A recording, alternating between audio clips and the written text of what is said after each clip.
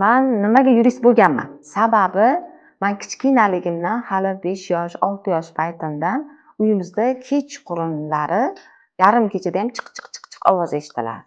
Nimani ovozi?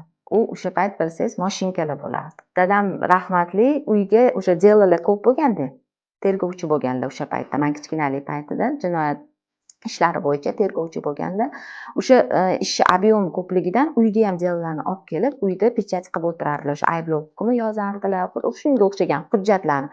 Keyin men uni borib, unda mana bunaqa delalarning ichini ko'rardim. U yoqda har bitta detallar 1, 2 degan nomerchalar qo'yilardi. Keyin qiziqardim, nima bu nomerchalar desam, o'sha masalan o'g'irlik bo'lgan, o'g'irlangan joydan masalan deylik bir nima topilgan, birinchi topilgan narsaga 1, 2, 3 qilib nomer qo'yilgan.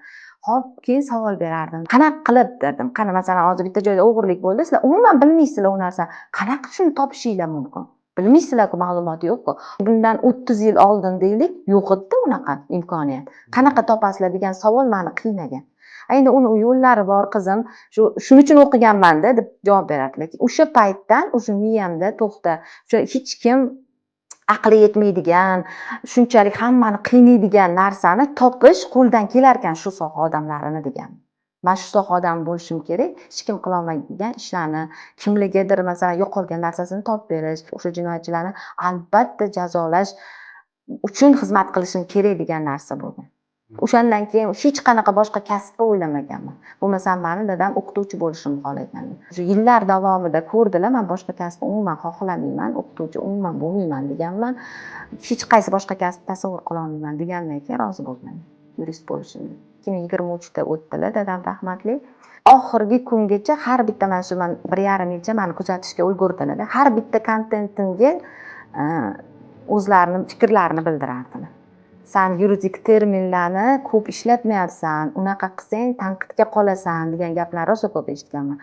Dada, faqatgina yuridik terminologiya bilan gapirsam oddiy aholiga tushunarli bo'lmaydi. Shuning uchun ham men oddiy tilda tushuntirsam yaqinroq bo'ladi, osonroq bo'ladi. Shuning uchun shunaqa qila qoling desam, baribir yuristlar orasida obro'ying tushib ketadi deganlar. Terminologiya bilan gapirish kerak. Shuncha nimaga o'qigansan bo'lmasam? 2008-yildan boshlab nufuzli davlat tashkilotiga yurist bo'lib ishga kirganman. Hozirgacha o'sha joyda ishlayman, bosh yurist konsultman. Meni blogimni nimaga kuzatishingiz kerak? Juda ko'pchilik muammo chiqqanda yurist qidiradi. Oldimga konsultatsiyaga keladiganlar aytadi, yurist deb shunday yozuvdim, Instagramga siz chiqib keldingiz deydi. Lekin o'zi doimiy kuzatib yursa, o'sha muammo bo'lmaydi. Muammo darajasiga yetmaydi. O'zingizni huquqingizni ta'minlash uchun o'z vaqtida murojaat qilish ham ko'p narsani hal qiladi. Va aynan shu uchun meni kuzatishingiz kerak.